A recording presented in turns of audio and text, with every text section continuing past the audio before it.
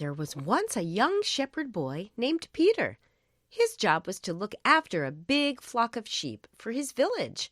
Every day he would herd them out of their barn and up into the hills to eat the fresh green grass.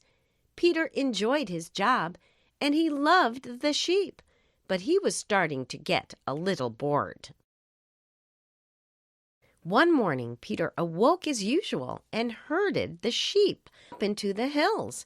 The weather wasn't very nice, so Peter couldn't sunbathe. He'd finished his book, so he couldn't read that either.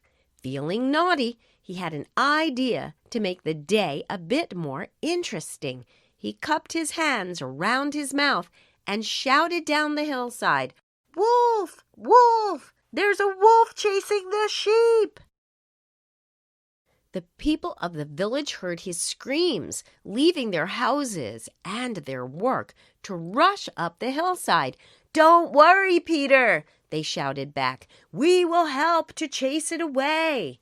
When they arrived at the top of the hill, they were confused to see Peter rolling around on the floor, not scared at all. He was laughing at them.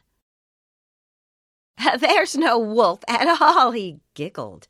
"But you all did look funny running up the hill." "Don't cry wolf, Peter," said the villagers angrily. "You've wasted all our time today." They all went back down the hill to get back to work. Peter wasn't finished being bad, though.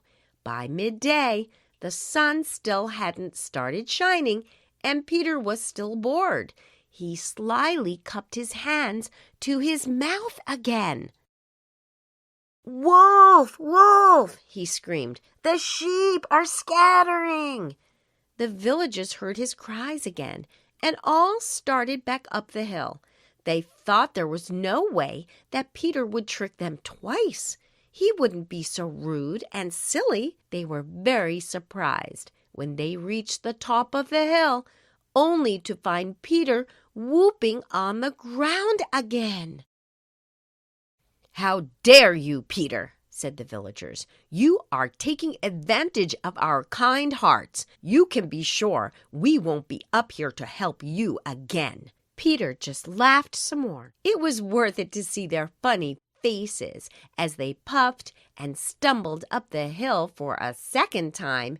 He couldn't stop grinning at his own jokes as he watched the villagers go grumbling down the hill once more. As the afternoon wore on, the sheep began to nervously shuffle around. Peter could tell something was wrong, but he wasn't sure what it was. Then he saw a big, dark, hairy shadow on the edge of the hillside. It was prowling around the flock. A wolf! A real one this time! All of Peter's sheep began to run in different directions as the wolf pounced. Peter screamed and screamed and screamed. The villagers heard him once again, but just huffed and puffed to each other. "Does he really think we'll fall for that again?" they muttered as they carried on with their work. "He's more stupid than we thought." At sunset, everyone waited to see the familiar sight of Peter herding the sheep back to their barn for the night. It got steadily darker, but Peter still hadn't returned. The villagers began to worry.